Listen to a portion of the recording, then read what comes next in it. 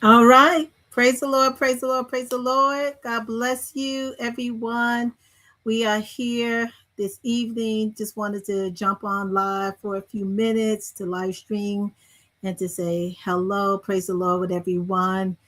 We missed being on last week, but we had some things going on, but we are grateful to be here this evening. Welcome to Conversations of Faith. And again, I just want to say good evening to the Greater Faith family and to all of you who have been joining and journeying with us through our Conversations of Faith, Justice, and Leadership series. Again, just wanted to come on for a few moments to share a quick announcement and to give context to where we are and what we are doing, which is actually, for me, I think, a time of reflection. God has been good. God has been faithful. I always say that. And so, again, just want to come on briefly tonight, not for a long conversation, but just for, like I say, a moment of reflection. We are really trying to focus in on that. We are grateful to God and what God is doing. And so it's important to me to invite people in the room and into this space, our digital space, and to be part of what it is that we're doing. And so for this week, we had wanted to bring you our very last, I would say, conversation for this series, but not a ending to the conversation, if you will. And so, again, as I reflect over the past several weeks, we have engaged in conversation that has not been surface level. For me, what's really important is that we as people of faith, we talk about the issues of the day. We talk about things that pertains to justice and true leadership and, our emotional health and our wellness. It is challenging, leading people. All of us are leaders in so many different capacities. But at the end of the day, we want to lean in on our public witness and what it is that God is calling us to do. And so I just feel that it is a time in our life where God is calling formation. And we just wanted to be intentional about that. So as we have reflected, again, I'm very grateful for what God is doing.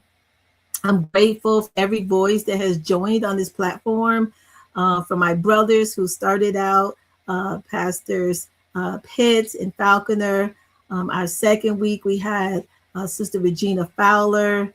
I had my brother who was scheduled to be with us from South Africa, but there were some challenges for him. But we will hear his voice in the person of Pastor Cliff. I think it was the next week we had um, Sarah Carlson, who is an attorney and a thought leader and a coach and just a dynamic woman who really poured into my life when we were at Emory getting our Master's of Divinity. We also had on my childhood friend, a stalwart in the Chicago community, the west side of Chicago, where I grew up, in a person of Pastor Reverend Ackrey. And he's a great work in Chicago. I'm so proud of him and his witness. And then we had my dear friend, evangelist Frida Morrison, the very first female IPYPU president for the Pentecostal Assemblies of the World. And if you know anything about our culture, that is a big deal for a woman, young woman at that, to lead such a massive body of believers and young people and young adults in that space. And so we are just grateful. We're grateful. And then our last conversation that we had was with someone who is dear to my heart in the person of Dr. Professor Joel Kemp, a mentor of mine from Emory University. And it's just so many voices that we will have on. But we've talked about a range of topics. So I just wanted to give love to all of those voices who have been with us to this point. And for every participant, thank you for those of you who have shared your comments and called me on the phone and posted and shared. And this is just the beginning of us stretching out on what God is calling us to do. We all got our lane, right? We all have our assignment, and we're going to allow God to bless us in that. And so as we approach our final week of this series, I want to share that it is concluding the session, but again, it is not including, or it's not concluding, I should say, our work. This is just, an icebreaker of, if you will, of more to come. And so I have been sitting and prayerful. Those of you who know me, I use the language, I'm sitting, I got to sit with it, allow the Lord to speak with me. But I have been prayerful and strategic in discerning the right voices who I think would connect in conversation with the direction of where we're going. And so as I begin to close this series, I want to do it with intentionality and with clarity, definitely a conviction, and to be forward movement. And so because this is us positioning ourselves, more importantly, for what is to come. And somebody said, I believe God. And so I want to acknowledge again all those who have participated. And I just want to make an announcement for those of you who don't know or haven't been on social media. God has been gracious and kind and faithful, as God always is. And I want to honor God at the recent elevation to Suffragan Bishop-elect with the Pentecostal Assemblies of the World. It's an honor that was shared through the leadership by our presiding bishop and our Georgia diocesan Bishop J.D. Guthrie to the leadership here in Georgia. And so I just want to share publicly that I received the elevation with humility, and I have a deep awareness of what the responsibility is and what comes with that. And so again, just want to be clear that my love for Georgia is real. I've been here 33 years. I love Georgia. From Chicago. I love Chicago too, but I made Georgia my home. And so my commitment in the state of Georgia and in this region is unwavering. And we are going to do some fantastic work. It is what I like to call sacred work.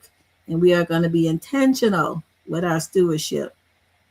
So all that to say, as we continue to lead and as we continue to form leaders, as we continue in formation ourselves as to what God is calling us to do, it is important how we engage matters of justice. I have concluded a wonderful program at the Howard School of Divinity.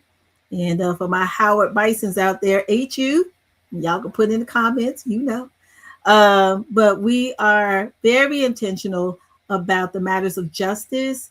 And I just want to kind of say really quick, the summer, the Indianapolis Convention for the Pentecostal Assemblies of the World, the Social Justice Ministry, better known as Love in Action, LIA, under the direction of our very own international director, Dr. Malika Brown. She's doing great work in the entire team and board and everyone. But we will be in Indianapolis this summer, ironically, the week of my birthday.